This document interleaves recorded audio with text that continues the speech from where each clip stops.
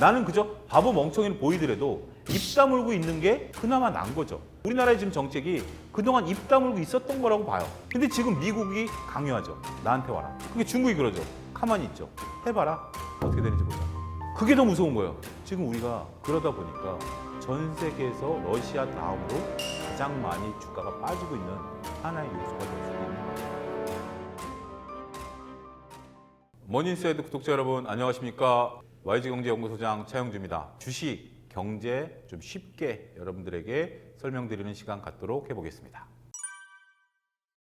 조금 어렵게 설명을 해볼게요. 우리가 경제 성장률을 나타내는 게 GDP라는 얘기 많이 들으셨을 겁니다. 이 GDP는 한 나라의 경제 상황을 나타내는 지표라고 여러분들 이해하시면 됩니다. 우리가 살아가고 있는 가계, 기업, 정부 이 세 가지 주체로 이루어졌어요. 여기까지는 이해하시겠죠? 자, 코로나가 터지니까 가계와 기업이 멈췄죠. 그런 상태에서 GDP가 떨어지면 어떻게 되죠? 안 되니까 정부가 돈을 푼 거예요.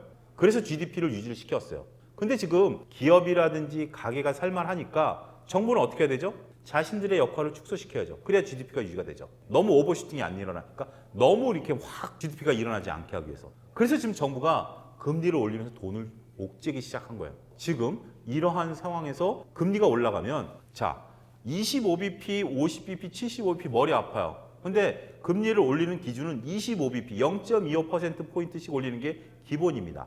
우리나라가 2022년 9월 현재 25bp 금리를 인상하면 지금 가계대출 받으신 분들이죠. 주택담보대출이건 마이너스 통장이건 신용대출이건 받으셨던 분들의 총 합을 해서 25bp 금리가 인상이 되면 이자가 8조 원 정도 됩니다.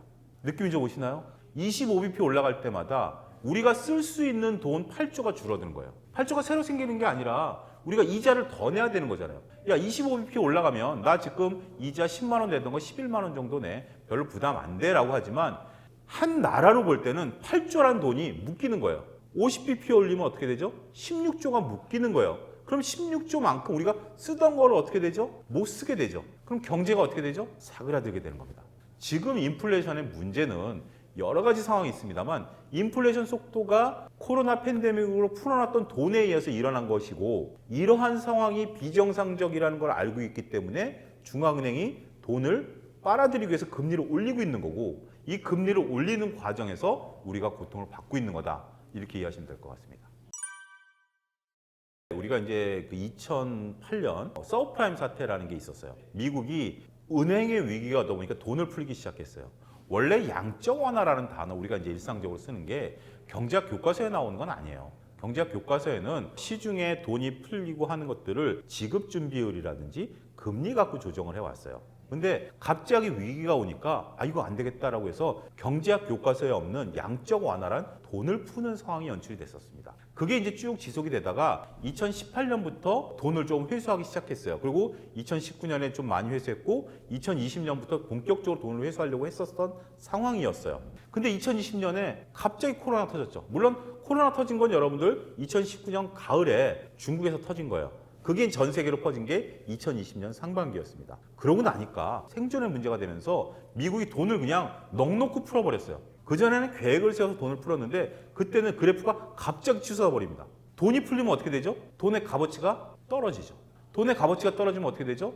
재화의 가격이 떨어지게 되고 그러면서 한쪽에서는 이 풀려진 돈들이 투자로 가야 되는데 투자로 못 간 거죠. 코로나 때문에. 그러다 보니까 자산시장, 원자재 시장으로 간 거예요. 그래서 주가가 전 세계적으로 2020년에 올랐고 그때 당시에 석유라든지 원자재 가격이 올랐어요. 근데 그게 이제 정상화되는 단계에서 전쟁이 터졌죠. 전쟁이 터지면서 가장 발작을 일으켰던 게 뭐죠? 유가였죠. 그리고 또 한 가지 우리가 몰랐었던 사실. 우크라이나가 전 세계에서 밀 수출을 가장 많이 하는 나라였다. 여러분들 우크라이나 땅이 얼마큼 넓은지 혹시 아시나요? 유럽에서 제일 넓어요. 몰랐죠? 러시아를 제외하고. 우리가 프랑스라든지 독일 이런 나라들이 넓다라고 생각하셨죠? 지도 다시 한번 보시면 우크라이나 땅이 가장 넓어요. 근데 그 우크라이나 땅이 뭐라고 불렸냐면 유럽의 빵 공장이라고 불렸어요. 밀을 많이 만들어냈기 때문에. 근데 그게 막혔잖아요. 그러다 보니까 이쪽 원자재 가격이 올라간 거죠. 우리나라 입장에서 본다라면 두 가지 악재가 터졌습니다. 하나는 원자재 가격이 급등하다 보니까 석유라든지 밀이라든지 우리가 100% 수입국이거든요. 그러다 보니까 이 가격이 올라가니까 우리의 일상 소비 가격이 올랐죠. 지금 미국발 금리 인상을 전 세계가 따라 하잖아요. 미국의 금리가 올라가게 되면 미국 달러의 가치는 어떻게 되죠? 올라가죠. 달러의 가치가 올라가게 되면 상대적으로 다른 나라의 통화 가치는 떨어지게 되는 겁니다. 왜 달러 가치가 올라가냐면 미국 달러를 갖고 있으면, 미국 국채를 갖고 있으면 금리를 지금 3.25%를 줘요. 우리나라는 지금 2.5%예요. 그럼 어디로 돈이 몰리겠어요? 원화를 팔아서 달러로 사는 게 낫죠. 그럼 달러의 값어치는 올라가죠. 그래서 킹달러가 되는 거고 우리의 원화 가치는 떨어지게 되는 거죠. 원화 가치가 떨어지는데 우리는 원유를 수입해 와야 되잖아요. 그럼 돈을 더 줘야 되죠. 그런 현상들이 벌어지는 것이 지금 우리나라의 인플레이션 요소다. 제 차를 기준으로 볼게요. 제 차가 만땅을 채우면 한 10만 원 정도 기름이 들어갑니다. 2,200원 갔을 때 깜짝 놀랐어요. 만땅을 채우니까 15만 원 들어가더라고요. 야, 내 차가 15만 원까지 기름이 들어가네? 처음 놀랐어요. 근데 제가 한 행위는 내 자동차에 일주일에 한 번씩 기름 탱크에 기름을 가득 채우는 행위를 했을 뿐이에요. 소비는 어떻게 됐죠? 50%가 늘어났죠. 10만 원 쓰던 거 15만 원 썼으니까 소비는 늘어난 걸로 보이죠. 그러면 인플레이션이 일어났다라고 정부 당국자는 볼 수밖에 없는 거예요. 내가 소비를 많이 해서 일어난 인플레이션이 아니라 우리가 일상적으로 쓰는 재화의 가격, 그러니까 상품의 가격이 올라가다 보니까 인플레이션이 일어난 것처럼 보이는 거예요. 그러니까 우리가 더 억울한 거죠. 하다못해 내가 평상시에 안 쓰던 명품도 입고 해외여행도 가고 갑자기 술도 많이 마시고 해서 인플레이션이 일어났다라면 야, 자제해. 그래, 그럼 내가 좀 심했구나 라고 하지만 나는 그냥 일상생활 했는데 인플레이션이래. 그러니까 좀 억울한 면은 있죠. 여러분들이 또 한 가지 제 말을 듣고 이해가 안 가는 게 있을 거예요. 그래, 우리나라는 그런데 미국은 왜 자꾸 저렇게 인플레이션, 뭐 CPI 지수라든지 PCE 지수라든지 이런 것들이 막 올라가면서 금리를 왜 계속 올려야 된다라고 하지? 미국은 살판 났나? 라고 생각하시는 분들이 계실 거예요. 미국이나 우리나 똑같을 텐데 미국은 살판 났습니다. 왜 살판이 났냐면 우리나라도 힘든 노동을 누가 해왔냐라면 외국 노동자분들이 해오셨죠. 식당 아줌마들이라든지 아니면 우리가 기피하는 3D 업종이라든지 이런 것들을 외국인 노동자분들이 떠안아왔었죠. 미국도 이러한 노동시장을 소위 히스패닉계라고 해서 멕시코라든지 남미 쪽에서 오신 분들이 떠안았었어요. 코로나가 터지니까 그분들이 입국이 안 되죠. 그게 가장 극명하게 드러났던 게 여러분들 선박 운임지수가 올라갔던 거 기억나실 겁니다. 전 세계에서 물동량이 가장 많은 노선이 상해 LA 노선이에요. 중국에서 만든 것들이 미국으로 건너가는 거 이해되시죠? 근데 미국에 배가 딱 도달했는데 물건을 내릴 사람이 없는 거예요. 소위 항만 노동자라고 해서 그 물건을 내린 분들이 히스패닉계가 그걸 담당을 했었어요. 그러다 보니까 배는 계속 밀려드는데 물건을 못 내린 거예요. 그러다 보니까 물건 부족 현상이 생기죠. 그럼 물건 가격은 어떻게 되죠? 올라가게 되죠. 그런 현상이 벌어지니까 바이든 대통령이 이례적으로 군인을 풀어서라도 물건을 내리게 하겠다라는 발표를 올 초에 했었어요. 자, 미국 같은 경우 지금 실업률이 굉장히 낮습니다. 미국에서도 조금 이렇게 저소득층 분들이 계시잖아요. 그분들이 히스패닉계와 경쟁을 했었어요. 근데 히스패닉계가 안 들어오니까 이 저소득층들이 고용이 되기 시작한 거죠. 소위 먹고 살만한 거예요.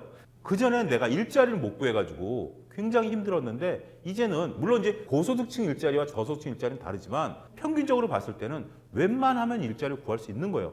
그전에는 실업수당 받아가지고 겨우 빵이나 먹다가 이제는 내가 좀 외식 정도 할 수 있는 거예요. 미국 경제는 지금 살만한 거예요. 그런 상황이 연출이 되다 보니까 미국은 계속해서 금리를 올리려고 하는 거고 우리는 황새 따라가려다가 벽새가 가랭이 찢어지듯이 지금 고통을 받고 있는 거죠. 한 가지 에피소드를 말씀드릴게요. 9월 마지막 주에 미국의 소비자 신뢰지수가 발표가 됐어요. 미국 사람들 5천 명에게 설문조사한 거예요. 지금 당신은 경기 전망을 어떻게 봅니까? 지금 당신의 삶은 어떻습니까? 라고 물어보는 거예요. 이게 생각보다 잘 나왔어요. 우리가 생각하기에는 미국이 지금 금리를 올리고 미국이 막 이러니까 어려울 거다라고 생각을 했는데 미국 사람들은 그게 아니에요.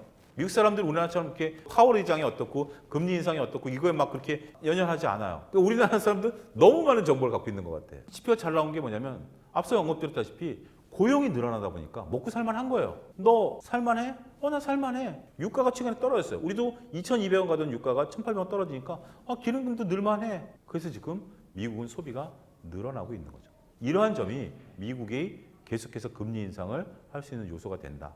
그래서 지금 스태그플레이션 얘기는 들어갔어요. 미국이 생각보다는 살만하다라는 것 때문에. 이게 이제 108이라는 숫자가 나왔어요. 100이 넘어서면 소비가 잘 된다라는 건데 근데 한 가지 의미점은 뭐냐면 이런 질문을 할 수 있죠. 차영주가 어떻게 생겼냐라고 했을 때 못생겼습니다라고 얘기하는 분은 얼마 안 되겠죠. 뭐 그럭저럭 생겼네요. 뭐 일부 저를 좋아하시는 분 잘생겼다라고 얘기하겠죠. 이런 느낌이에요. 지금 너 먹고 살만해라고 했을 때 내가 고용이 안 됐으면 죽을 맛이에요라고 하지만 고용되고 월급 받으면 먹고 살만해요라는 느낌이에요. 이게 좋다라는 게 아니죠. 차영주 얼굴 그냥 봐줄만해요. 이게 긍정의 의미로 받아들이는 거잖아. 저놈 얼굴 못생겼어요라고 하는 경우는 진짜 극단적인 경우 아니면 안 나오잖아요. 그래서 미국의 소비자 신뢰지수가 높다라는 게 꼭 좋은 건 아니지만 어찌됐든 미국은 지금 먹고 살만하다라는 거에 이해하시면 될 겁니다. 지금 이제 미국 같은 경우는 11월 달에 중간 선거가 있습니다. 바이든 대통령 지지율이 20%대까지 떨어진 적이 있어요. 근데 지금 제가 알기로는 최근 데이터가 한 48%까지 올라왔어요. 굉장히 많이 올라온 거죠. 왜 올라온 거냐면 지금 바이든 대통령 같은 경우는 IRA법이라든지 바이오법이라든지 원래 민주당 정부가 펼쳐왔었던 게 바이든 이전에 트럼프였고 트럼프 이전에 오바마였잖아요. 트럼프는 공화당이었으니까 오바마 대통령 때 리쇼어링 정책이라는 걸 펼쳤습니다. 뭐냐면 원래 미국에 수많은 공장들이 있다가 이게 임금에 따라서 공장들이 대거 중국으로 갔어요. 여러분들 애플 같은 경우 미국에서 만드나요? 중국에서 만드나요? 중국에서 만들잖아요. 우리도 한때 공장을 중국으로 다 갔다가 지금 이제 베트남 쪽으로 갔는데 이게 임금 따라가는 거예요. 지금 중국도 임금이 굉장히 높기 때문에 베트남이라든지 인도네시아 쪽으로 점점 가는 거예요. 인도 쪽으로 간다라든지. 근데 이러다 보니까 미국의 실업률이 올라가는 거예요. 웬만한 공장은 다 해외로 나가니까 이거 안 되겠는 거예요. 그래서 오바마 대통령이 리쇼어링 정책이라고 해서 야, 니네 지금 중국에서 만들어서 여기 운송하니까 지금 운송비도 올라가고 그쪽 임금도 올라가니까 만만치 않지. 갖고 들어와. 그럼 우리가 세제 혜택 줄게. 그랬던 거예요. 그래서 많은 기업들을 불러들이는 역할들을 했어요. 그게 기초적으로 일어날 수 있는 타이밍이었죠. 만약에 임금이 미국이 비쌌더라면 못 들어오는데 중국의 임금이 올라가다 보니까 들어올 만한 요소가 됐던 거예요. 여기에 이제 트럼프 대통령이 중국과 싸웠죠. 무역 분쟁을 일으켜서 싸웠죠. 여기에 이제 바이든 대통령이 들고 일어난 것들이 뭐냐면 야, 우리가 세금과 보조금 줄게. 미국 시민이 낸 세금을 가지고 미국에다 공장을 짓고 미국에서 생산을 해라. 미국 입장에서는 어떤 이득이 드러날까요? 현대차 공장이 미국에서 들어오면 당장 그걸 우리나라 사람이 만드나요? 미국 사람이 만드나요? 미국 사람이 만들죠. 미국 사람들이 소득이 늘어나죠. 그럼 그 소득이 늘어나면 그 사람들이 어떻게 되죠? 세금을 내죠. 그러면 세금이 늘어날 것으로 보여지면 그 세금을 미리 현대차한테 보조금을 줘가지고 공장을 갖고 올 수 있는 거예요. 그렇죠. 앞으로 여기서 다양한 세금이 창출될 거고 그리고 앞으로 이 생태가 여기가 장악이 되면 현대차가 하나만 들어가나요? 여러분들 수원의 삼성전자 공장 한번 가보시면 저도 깜짝 놀랐습니다. 거기 미팅이 있어서 갔는데 끝에서 끝까지 삼성전자 공장이 보이지 않아요. 거기 이제 옆으로 산으로 둘러싸여 있는데 산을 딱 넘어오면 어마어마한 크기의 공장들이 쫙 이어져 있어요. 삼성 협력 업체들입니다. 그런 공장 벨트가 미국에 따라가야 돼요. 그렇게 된다면 거기에 파생되는 것들이 어마어마하죠. 심지어 밥집도 생겨야 돼요. 그 사람들 다 밥 먹어야 되잖아요. 그런 것들까지 고용 효과를 보면 지금 바이든 대통령이 저는 굉장히 세게 밀어붙인다라고 봐요. IRA법에 했다가 기후법 사인했다가 바이오법 사인했다가 선거 때까지 급한 거예요. 근데 미국 국민들 입장에서는 박수 쳐주죠. 이런 어떤 메커니즘을 보면 우리가 그 생태계에 들어가는 게 맞냐 아니냐 이건 논외로 치겠습니다. 여기서 지금 할 얘기는 아닌데 바이든 대통령은 선거를 의식 안 할 수 없어요. 어떠한 정치인이 선거를 의식 안 하겠습니까? 그때까지는 밀어붙이는 거고 킹달러가 유지가 될 것 같아요. 킹달러가 유지가 된다라고 해서 미국이 마냥 좋은 건 아니에요. 왜냐하면 미국도 수출해야 되는데 지금 아이폰 14 같은 경우 중국 판매 가격이 10만 원이 올랐어요. 환율 때문에. 그 10만 원 때문에 주춤하는 사람도 분명 존재하거든요. 이게 달러 때문에 그래요. 좋은 일은 아니죠. 그렇기 때문에 지금은 정치적인 상황과도 연계가 돼 있다. 미국 자국주의로 밀어붙이고 있다. 몇 가지 틀을 깼어요. 뭘 틀을 깼냐라면 우리가 자원을 가지고 전쟁할 수 있다는 걸 트럼프가 보여줬어요. 여러분들 단순하게 봤을 때 중국과 미국이 싸웠을 때 어떤 일이 우리가 벌어졌냐면 우리나라 요소수 사태라고 있었습니다. 트럭에 들어가는 촉매제예요. 그걸 우리가 만들다가 안 만들었어요. 중국에서 수입해오는 게 싸니까. 근데 중국에 수입이 안 되니까 우리 화물차 대란이 일어난다라고 한때 어려웠었죠. 말레이시아가 닭 수출 안 한다고 한번 또 그랬어요. 그래서 우리나라 치킨 값이 또 한번 올랐어요. 휴지 대란이 일어났어요. 노르웨이에서 펄프 수출을 안 한다 그래가지고. 그래서 전에는 우리가 리카르도라는 경제학자가 자유무역을 해서 생산 우위, 우리나라가 잘 만드는 걸 만들고 니네가 서로 잘 만드는 걸 만들어서 교역을 하자라는 메커니즘이 있었는데 이걸 깨버렸어요. 자국 보호주의로 간 거예요. 전에는 자국 보호주의로 가면 WTO에 제소를 할 수가 있었어요. 얘네가 무역 질서를 깨먹는다, 안 된다. 근데 지금은 그게 아니죠. 여기서 불리한 건 수출이 75%인 우리나라입니다. 중국을 버릴 수도 없고요. 미국을 버릴 수도 없고 우리가 목소리를 못 내는 게 그거예요. 여러분들 친구 중에 성향이 다른 두 센 놈이 있어요. 근데 내가 살기 위해서는 이들과 협업을 해야 돼요. 그러면 어디 가서 내가 A, B가 있으면 A한테 가서 B 나쁜 놈이라고 그러고 B한테 가서 A 나쁜 놈이라는 소리 할 수 있나요? 그게 귀에 안 들어갈까요? 나는 그저 바보 멍청이는 보이더라도 입 다물고 있는 게 그나마 나은 거죠. 우리나라의 지금 정책이 그동안 입 다물고 있었던 거라고 봐요. 근데 지금 미국이 강요하죠. 나한테 와라. 그게 중국이 그러죠. 가만히 있죠. 해봐라. 어떻게 되는지 보자. 그게 더 무서운 거예요. 지금 우리가 그러다 보니까 전 세계에서 러시아 다음으로 가장 많이 주가가 빠지고 있는 하나의 요소가 될 수도 있는 겁니다. 한 두세 달 전에 그 기사를 기억하시는 분이 혹시 있나 모르겠습니다. 인도의 GDP가 영국을 추월했다. 한때 식민지였던 인도의 GDP가 영국을 추월했다는 기사가 올 6월 달쯤에 나왔던 것으로 보여집니다. 지금 그만큼 영국 경제가 어렵다는 겁니다. 영국은 많은 기업들을 민영화시켰어요. 교통, 가스 뭐 이러다 보니까 작년 대비해서 올해 영국의 난방비가 5배 정도 올랐다고 합니다. 그러면 우리나라 32평 아파트 기준으로 봤을 때 난방비가 대략 한 20만 원 내지 30만 원 정도 나온다라고 치죠. 그러면 그게 이제 한 달에 100만 원 나오는 거예요. 겨울에 그냥 보일러 틀었는데 100만 원이 난방비로 나오는 거예요. 관리비 말고요, 여러분. 우리가 이제 전 세계적으로 평균 임금이 한 400만 원 정도 돼요. 300만 원 받아서 100만 원 난방비 내고 나면 뭐 먹고 살죠? 집 사는 데 따른 이자 내야죠. 교통비 내야죠. 영국은 또 교통비 비싸기로 유명하죠. 그럼 뭘로 어떻게 되죠? 그러다 보니까 영국 CPI가 소비자 물가 지수가 9%가 넘었어요. 영국이 흔들리고 있는 거예요. 파운드 가치가 떨어지고 있는 거고요. 여기서 영국이 지금 금리를 올린다? 더 힘들어지는 거죠. 앞서 설명한 것처럼 금리를 올릴 때마다 소위 말한 가처분 소득, 내 월급은 가만히 있는데 내가 내야 될 돈들은 더 늘어나고 있는 거예요. 그럼 어떻게 되죠? 경기가 꺾이죠. 그게 우려감이에요. 우리가 생각하는 선진국, 여왕의 나라, 젠틀맨 그런 거랑은 거리가 있습니다. 민영화되다 보니까 지금 여러분들 이것은 어떻게 보면 논쟁거리긴 합니다. 팩트만 말씀드릴게요. 우리나라 한국전력이 적자인 게 나쁜 건가요? 한국전력이 2018년, 17년에 대거 흑자였어요. 전기 가격은 고정돼 있고 원자재 가격이 들락할 때마다 이익과 흑자를 해요. 근데 한전이 지금 이제 10월 달에 19% 전기료를 올립니다. 소비자 입장에서 좋은 건가요? 한전이 그 적자를 다 지금 떠안고 있는 거예요. 이게 국민 세금이 들어가냐 안 들어가냐? 세금의 역할일 수도 있죠. 우리가 세금을 걷는 이유가 뭐예요? 인프라 깔고 저소득층에서 같이 살자라는 게 세금의 의미도 있거든요. 공공재의 의미도 있거든요. 한전이 적자인 게 꼭 나쁜 건가요? 그럼 한전이 지금 뭐 40수 정도 적자라는데 그 적자를 메꾸기 위해서는 난방비가 그만큼 올라가야죠. 전기료 올라가야죠. 여러분들 내실 의향이 있으시면 민영화 시키는 거 찬성하시면 됩니다.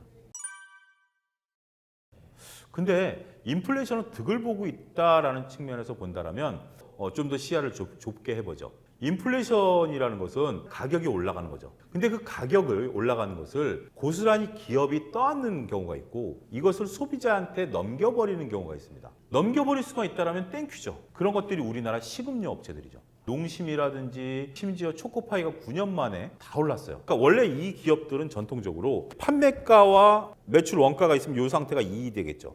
이게 쭉 올라오면 이걸 올려요. 이런 식으로 항상 인플레이션에 따라서 가격을 올리면서 이익을 창출해 왔던 기업들이에요. 근데 그런 기업들이 여전히 그런 행태를 하고 있다는 거죠. 여기서 만약 이렇게 밀어 올렸는데 원자재 가격이 떨어지면 이익은 더 늘어나게 되는 거죠. 어떠한 기업이 이렇게 하고 있느냐를 보는 것이 더 저는 중요하다라고 봐요. 지금 2차 전지 업체들 같은 경우는 이 기술력이 굉장히 중요합니다.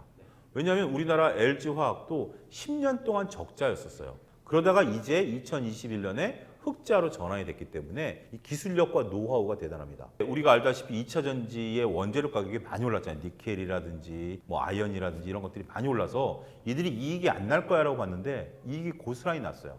자동차 회사한테 다 넘겨버렸어요.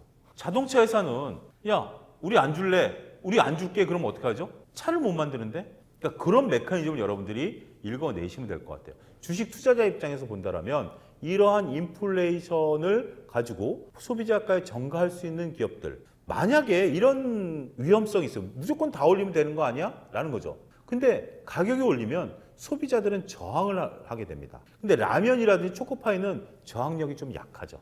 처음에는 욕하죠. 아이씨 안 먹어. 근데 조금 지나면 라면 안 먹고 살 수 있나요? 그렇기 때문에 따라오는 거예요. 우리가 이제 택시값이 서울시가 3,800원에서 4,800원으로 올린다라는 기사를 봤어요. 그러면 이제 택시 타면 5,000원 내야 됩니다. 기본 요금이. 처음엔 잘 안 타겠죠. 근데 한 2, 3개월 지나면 또 타게 되죠. 근데 만약에 겁없이 가격을 올렸다가 못하는 기업들도 있죠. 그런 게 중요한 투자 아이디어다 말씀드릴 수 있겠습니다. 택시 4,800원대요. 그리고 저녁 11시에 이제 콜 부르면 콜비 4배 내야 돼요. 이제 술 먹고 택시 못 타요. 일본은 사람들이 새벽 1~2시쯤 되면 노래방으로 다 간대요. 택시비가 비싸니까 노래방 가서 차라리 노래 틀어놓고 자다가 아침에 지하철 첫 차 타고 집에 들어오는, 우리나라도 그렇게 될 것 같아요. 그게 삼성전자일까요? 네이버 카카오일까요? 라고 많은 분들이 물어보시는데 거기에 저는 부정적입니다. 삼성전자가 30년 동안 우리나라 경제를 지탱해온 건 사실이에요. 앞으로 30년 뒤에 삼성전자가 어떠한 모습일지에 대해서는 저는 퀘스천 마크입니다. 30년 동안 삼성전자가 우리나라를 이끌어왔다라는 것을 반증을 하면서 삼성전자가 최고의 주식이다라고 얘기하시는 분들은 30년 전에 삼성전자를 사신 분들이었어야 돼요. 30년 전에 4만 원, 5만 원 할 때 삼성전자를 안 보셨던 분들이 지금 와가지고 삼성전자가 최고의 주식이다라고 얘기한다는 것은 어폐가 있죠. 30년 뒤에는 어떤 세상이 올지 모르겠습니다. 삼성전자가 30년 동안 어떠한 굴곡을 겪었는지 여러분들 되새겨 보시죠. 치킨 게임도 있었고요. 국가 부도위기도 있었고요. 여러 가지 상황을 그래서 잘 헤쳐왔어요. 근데 이러한 규모에서 지금 삼성전자가 얼마만큼 규모를 더 키울 수 있을까요? 지금 삼성전자는 메모리 시장에서는 전 세계 1위예요. 근데 반도체 시장에서 메모리가 차지하는 비중은 20%입니다. 그래서 삼성전자가 이제 시스템 반도체 쪽으로 나가는 거예요. 근데 삼성전자는 시스템 반도체 쪽에서는 아직 명함을 내밀 정도는 아니에요. 여기서 또 한 번의 치킨 게임이 있어야 됩니다. 이미 강자들이 있고요. 당연히 여기서 승기를 잡기를 바랍니다만 모르죠. 네이버 카카오 같은 경우 우리가 계속 쓸 겁니다. 현재 주가 상황이 그런 거고요. 우리가 여기서 플러스 알파를 더 쓰지 않는 한 네이버 카카오의 현재 주가는 이것이 반영된 주가라고 봐야 되겠죠. 그게 합리적이죠. 우리가 카톡을 쓰고 있고 여러 가지 카카오 생태계에 있기 때문에 카카오 주가가 올라갈 것이다. 저는 깜짝 놀랐어요. 메타가 직원을 감원하겠다. 더 이상 우리는 성장이 없다라는 기사가 오늘 올라왔습니다. 메타가 페이스북에서 왜 메타를 바꿨을까요? 페이스북보다는 메타버스 환경을 구축해야 된다는 거죠. 지금 이 방송을 보시는 중에 페이스북을 쓰시는 분들도 계실 거고요. 인스타그램을 쓰시는 분들도 계실 거고요. 틱톡을 쓰고 계신 분들도 있고요. 영원하지 않습니다. 벌써 페이스북 그러면 좀 구리다라는 느낌 받으실 거고요. 인스타 쓰시는 분들이 많죠. 근데 그보다 젊은 세대들은 틱톡 써요. 언젠가 인스타가 지금 대세일 텐데 인스타 쓰시는 분들이 틱톡 세대한테 구리다라는 얘기를 듣게 되시는 날도 올 겁니다. 그러면 카카오가 10년, 20년 뒤에 영원할까요? 영원해도 할 수도 있어요. 근데 거기서 어떠한 돈을 더 벌까요? 이제부터 고민인 거예요. 우리가 미래를 알 수 없기 때문에 30년 뒤에 이 세계는 어떻게 변해 있을까? 30년 뒤에 정말 우리가 생각하는 UAM들이 날아다니고 자율주행차들이 다니고 로봇들이 다니고 이런 세상이 펼쳐질까? 세상의 발전 속도는 그렇게 빠르지는 않습니다. 지금 로봇 같은 경우 우리나라 법상 지금 도로를 다닐 수가 없어요. 이 법이 바뀌고 보험이 만들어질 때까지 하세월이 걸립니다. UAM 그런 것들이 5년, 10년 뒤에 기업이 얘기하는 것처럼 날아다닐까요? UAM을 날릴 수 있는 곳은 어디가 있죠? 쉽게 얘기하면 빌딩 옥상이죠. 그럼 여러분들이 건물주라면 많은 사람들이 드나들고 UAM이 위에서 사고가 났을 때 건물에 붕괴 위험이 있죠. 그걸 감내하고라도 UAM 비행장을 만들어주는 것을 승인할까요? 넘어야 될 것들이 많죠. 안 된다가 아니라 단순하게 지금 이제 기업들이 얘기하는 것처럼 5년, 10년 뒤에는 정말 천지가 개벽할 만한 일들이 벌어질 거야 라고 얘기를 하지만 과연 그런 세상이 올까요? 여러분들 자율주행차 타시겠습니까? 여러분들이라면 정말 자율주행차에 타가지고 뒤에서 게임하면서 집까지 편안하게 갈 수 있을까요? 투자 아이디어는 거기에 있습니다. 그들의 말을 믿는 게 아니라 내가 생각했을 때 스스로 30년 너무 길어, 10년 너무 길어, 5년 뒤에 어떠한 세상이 펼쳐질 것인가를 여러분들이 판단하셔서 여러분들이 투자를 하셔야 돼요. 실질적인 아이디어를 한 가지 드리도록 하겠습니다. 여러분들이 3년, 5년 동안 월급을 받으면 10만 원씩 매달 한 종목 내지 두 종목 산다고 생각하세요. 중간에 종목 바꾸기 없기. 3년 동안 내가 매달 10만 원씩 매 월급을 받아서 투자할 수 있는 종목이 과연 무엇일까요? 삼성전자이신 분들도 있어요. 하지만 3년 뒤에 내가 미래를 바꿀 종목에 투자하는 게 정석 아니겠습니까?